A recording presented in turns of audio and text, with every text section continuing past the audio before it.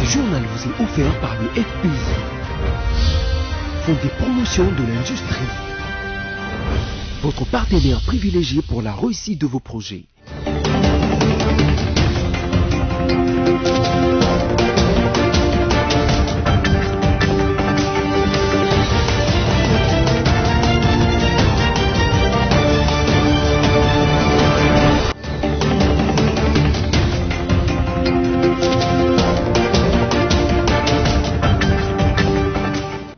C'est l'heure de vous informer sur BC Télévision, mesdames, messieurs, voici les sommaires de votre journal.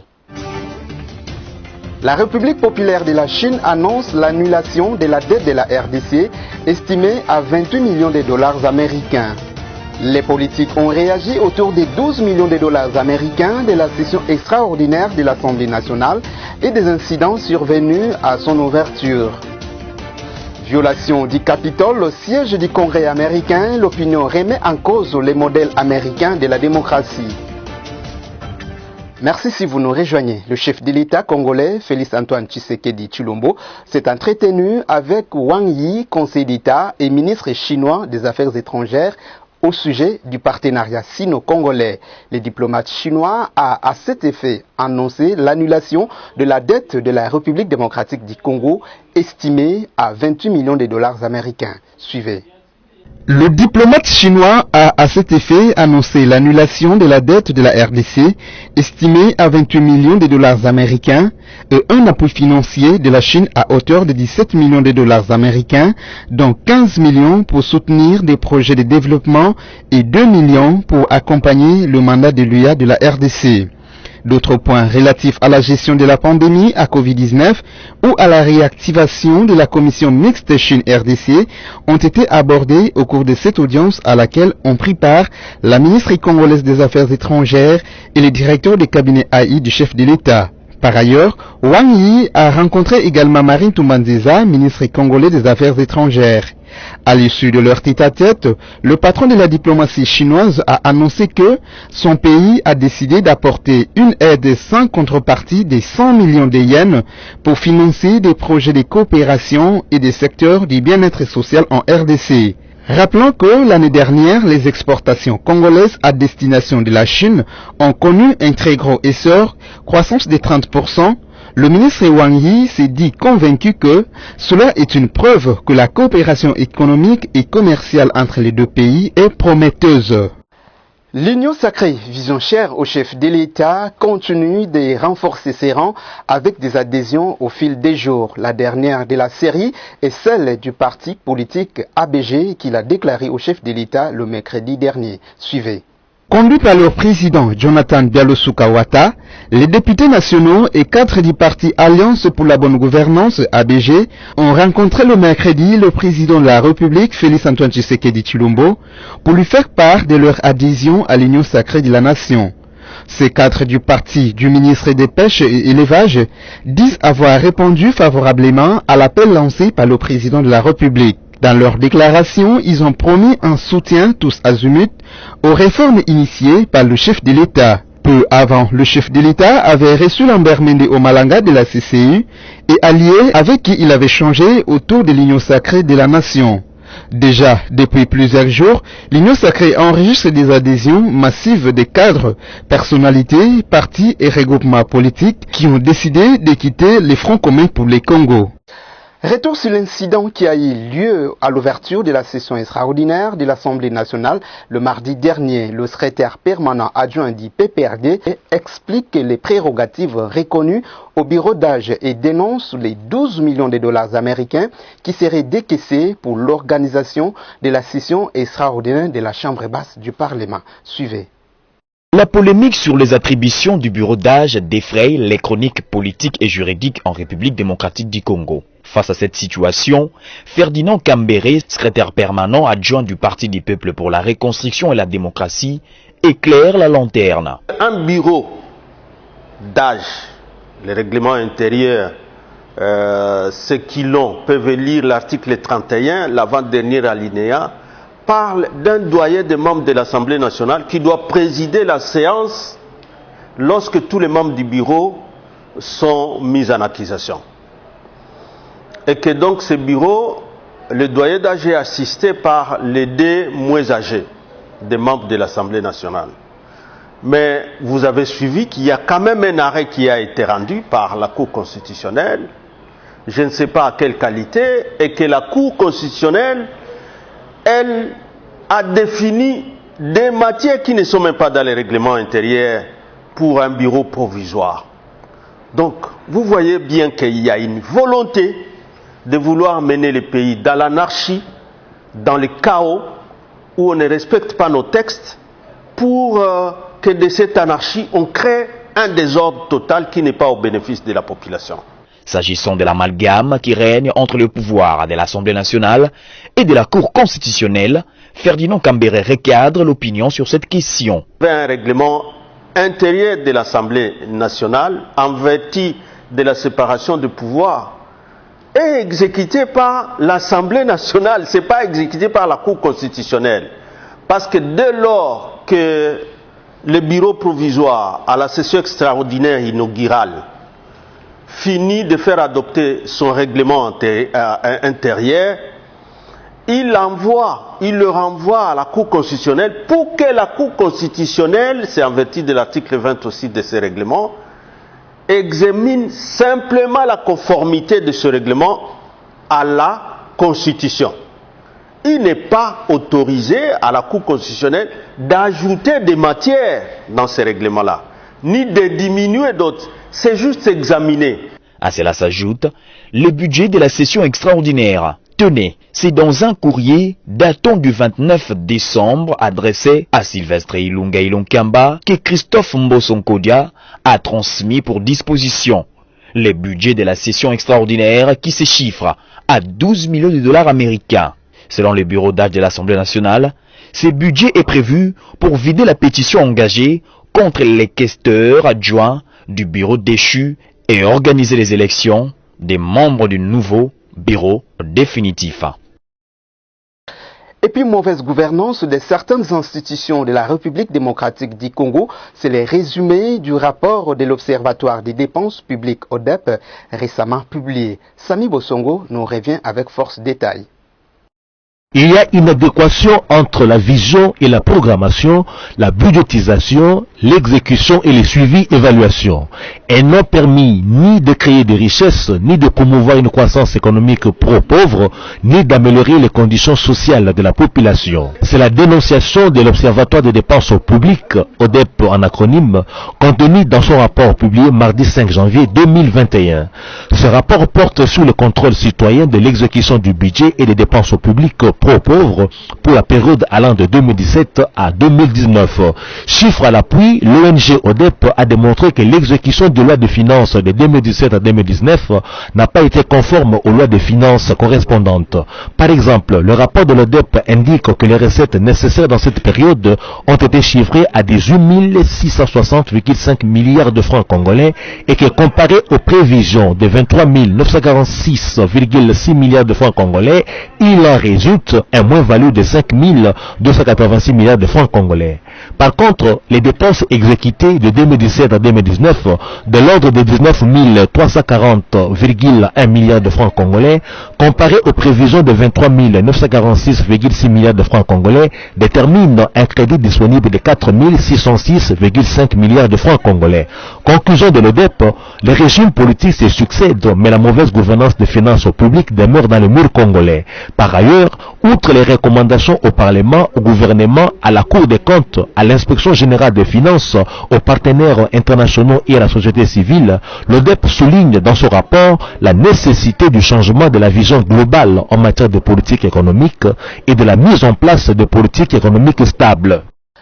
Pandémie à coronavirus, on en parlait encore. 251 nouveaux cas ont été confirmés en République démocratique du Congo, dont 236 à Kinshasa, 6 dans les Hauts-Katanga, 6 autres au Sud Kivu et 3 à Ituri. C'est ce que rapporte le bulletin quotidien sur la situation épidémiologique du mercredi 6 janvier 2021, publié ce jeudi. Alice Kabangu pour les détails. À en croire le rapport du secrétariat technique du comité multisectoriel de la riposte à la Covid-19, 11 nouveaux cas de décès ont été confirmés en République démocratique du Congo le mercredi 6 janvier. D'après la même source, 9 de ces 11 cas de décès supplémentaires sont enregistrés dans la ville de Kinshasa, l'épicentre de la Covid-19 au pays. Les 2 autres décès, d'après le secrétariat technique que pilote les docteurs Mouyembe, sont le cas communautaire de la ville de Kinshasa. Avec ces nouveaux chiffres, le cumul de personnes décédées passe à 610 cas, dont 609 confirmés et improbables. Ici est de signaler par ailleurs que pour la journée du mercredi, 974 échantillons ont été testés. À ces jours, 22 provinces sur 26 que compte la RDC sont touchées par la Covid-19. Et après les reports de la reprise des cours par le ministère de l'enseignement primaire, secondaire et technique suite à la Covid-19 justement, Willy Bakonga, ministre de l'EPST, a réuni mercredi autour de lui les services concernés de son ministère pour envisager l'enseignement à distance. Merci Smayangila pour les détails. Plusieurs propositions ont été avancées et ont presque convergé, pour la plupart d'entre elles vers la consolidation, sinon le renforcement de l'enseignement à distance expérimenté pendant la première vague de la Covid-19 sous format audiovisuel via diverses plateformes et canaux de diffusion. Mais le ministère de l'EPST veut encore aller plus loin et envisage l'institutionnalisation de cette méthode qui a fait ses preuves sous d'autres cieux. Les équipes seront mises en place selon qu'il y aura des spécialistes en pédagogie et il y aura également des spécialistes en communication. Parce qu'il est à savoir que les matières doivent être préparées. Au-delà d'être préparées, ces matières doivent être numérisées. Et ces matières qui sont préparées, numérisées, doivent être validées et diffusées.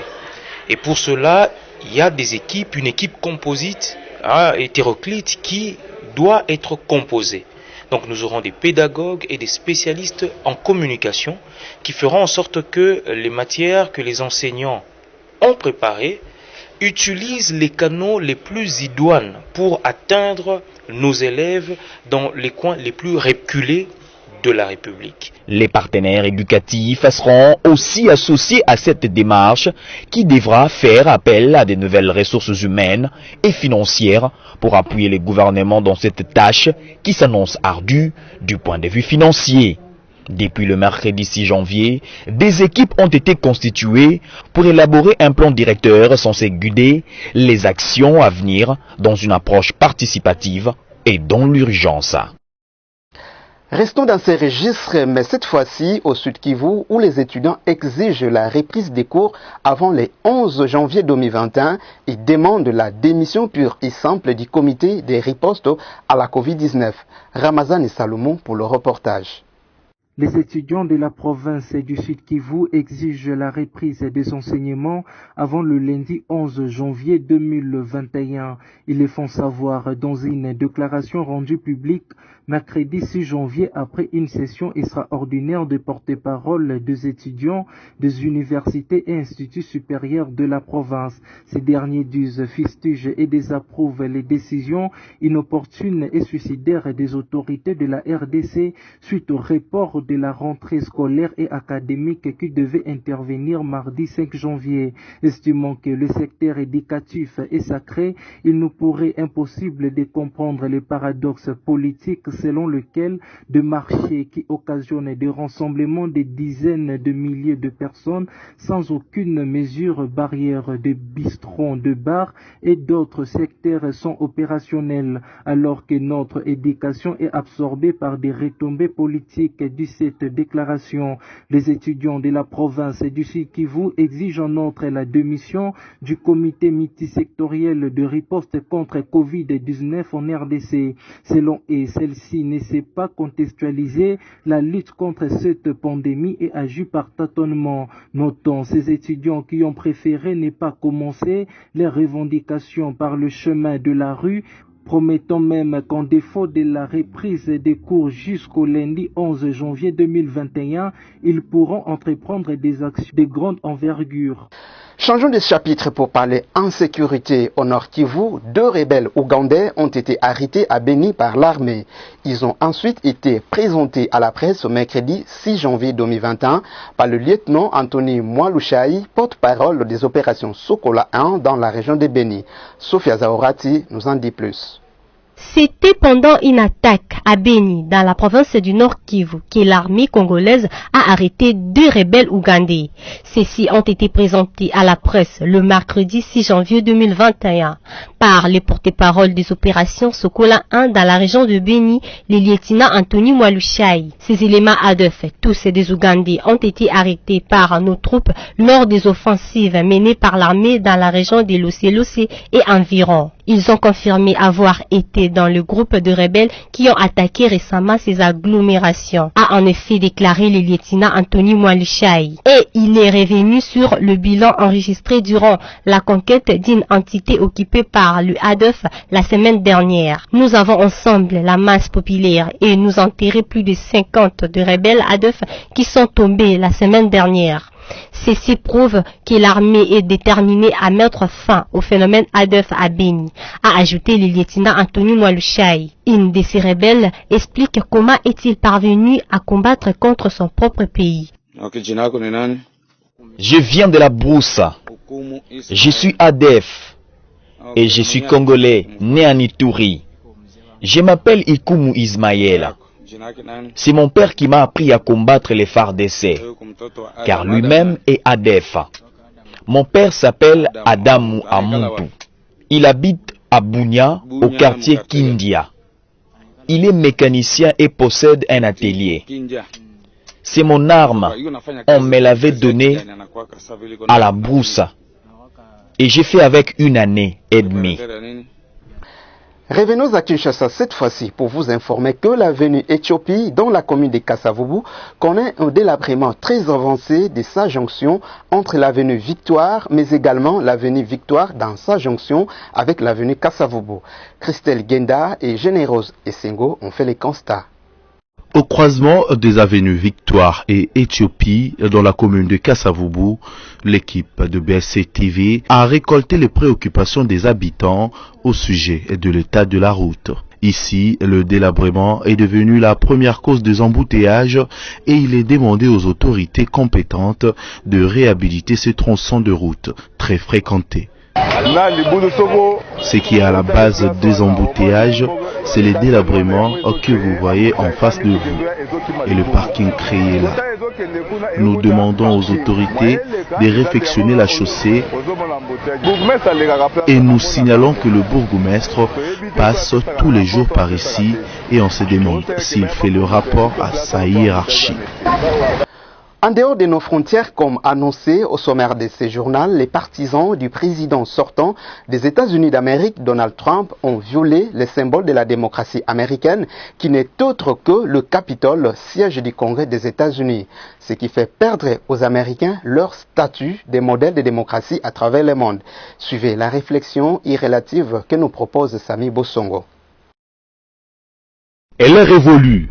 L'époque où les États-Unis d'Amérique étaient cités en exemple comme modèle de démocratie dont les perdants aux élections présidentielles faisaient montre d'une sportivité admirable, acceptaient leur défaite sans soulever des vagues ni créer des incidents et appelaient au téléphone leurs challengers vainqueurs pour les féliciter de leur victoire. Le scrutin présidentiel américain de novembre 2020 peint les USA comme n'importe quel pays du monde où il se produit des troubles électoraux après les présidentielles qui font entrer en scène l'administration américaine pour ramener la paix en vertu de son statut de gardienne de la démocratie à travers le monde. En effet, après les publications des premiers résultats, Donald Trump, le président sortant, s'est distingué par des contestations. On a cru qu'il s'arrêterait aux contestations verbales et aux incidents de faible gravité. Que non, il a été à la base, dans la soirée du mercredi 6 janvier, des troubles à Washington, la capitale fédérale des USA.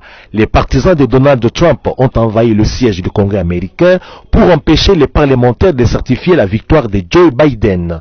Il en a résulté 4 morts, 52 arrestations et une interruption de travail de plusieurs heures au Congrès américain. Le temple de la démocratie du monde a été ainsi profané. Désormais, on dira, les contestations post-électorales ne sont pas que les lots des pays du tiers-monde. Elles sont les lots de tous les humains qui peuplent les différents pays du monde. Ce qui doit porter les Américains à faire profil bas et à ne plus s'imposer comme des donneurs de leçons en matière électorale, surtout en fait des contestations dont ils sont des auteurs occultes.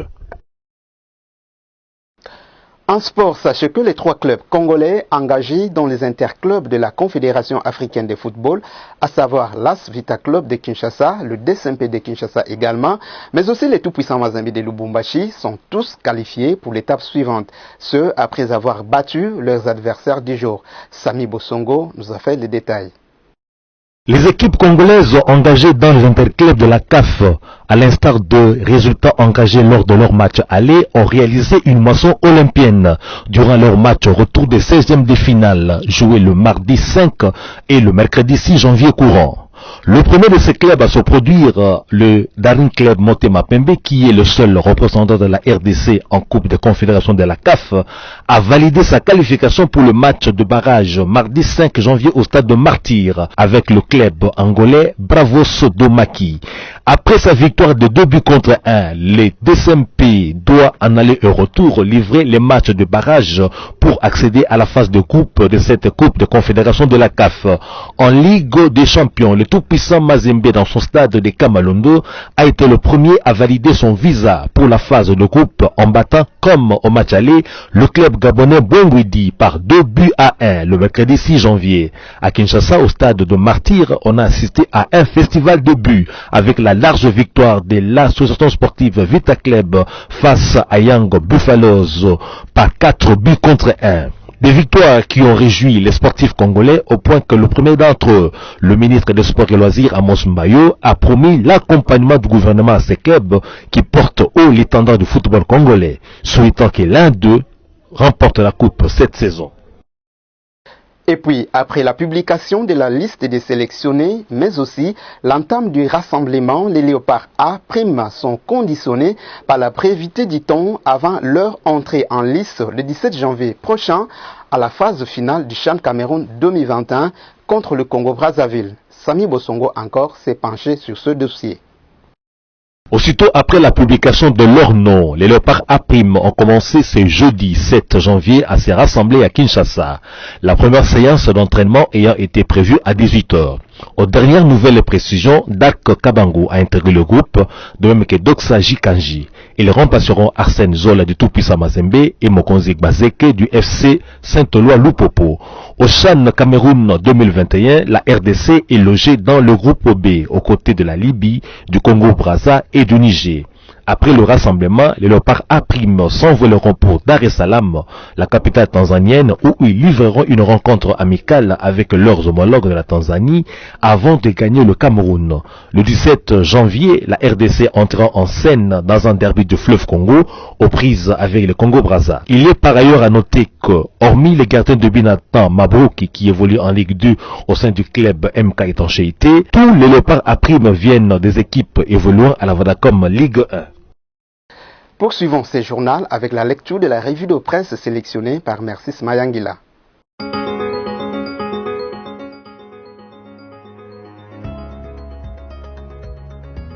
Mesdames et messieurs, bienvenue dans la lecture de journaux parus ce jour à Kinshasa. Politique, Félix Tshisekedi et Lambert Mende échangent sur l'union sacrée. Casinfo.ca renseigne que Lambert Mende Omalanga, le tout dernier porte-parole du gouvernement de Kabila et l'un des caciques du FCC, a sollicité et obtenu une audience avec le chef de l'État Félix Tshisekedi mercredi 6 janvier 2021. Selon la presse présidentielle, qui cite les portails, l'élu de Sankourou, qui est arrivé au palais de la Nation, accompagné de son collaborateur, Thierry Monsenepo, a échangé pendant près d'une heure avec le chef de l'État. Interrogé par Actu30.cd, Thierry Monsenepo, cadre du CCU, qui a accompagné Lambert Mende lors de cette audience, a fait savoir que la rencontre a principalement porté sur les dossiers concernant l'acquisition d'un bateau pour les comptes des lignes maritimes congolaises, LMC, dont Lambert Mende est président du conseil d'administration.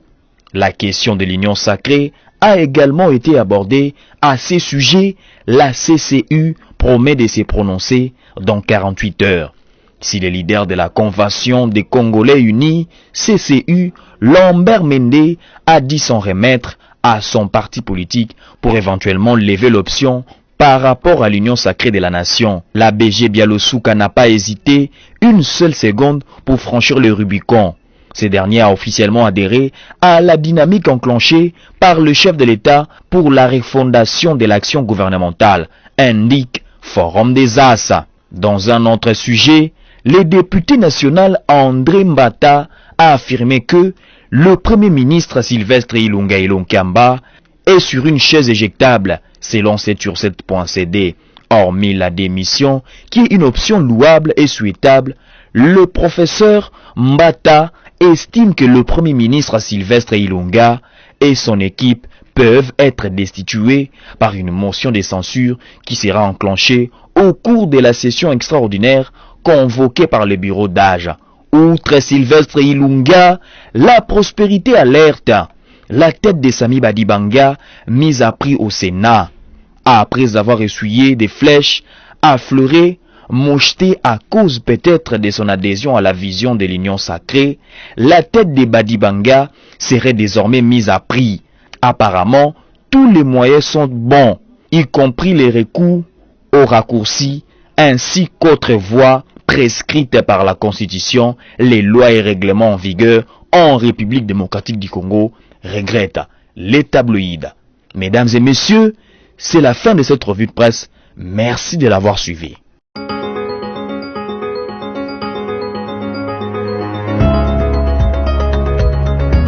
Fin de cette édition d'information. Voici le rappel des titres. La République populaire de la Chine annonce l'annulation de la dette de la RDC estimée à 28 millions de dollars américains.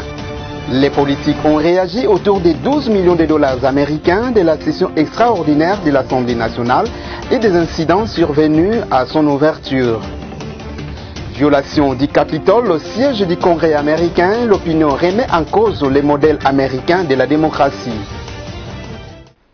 Ici s'achève complètement ce journal. Merci à vous qui l'avez suivi et restez branchés sur les antennes de BC Télévision.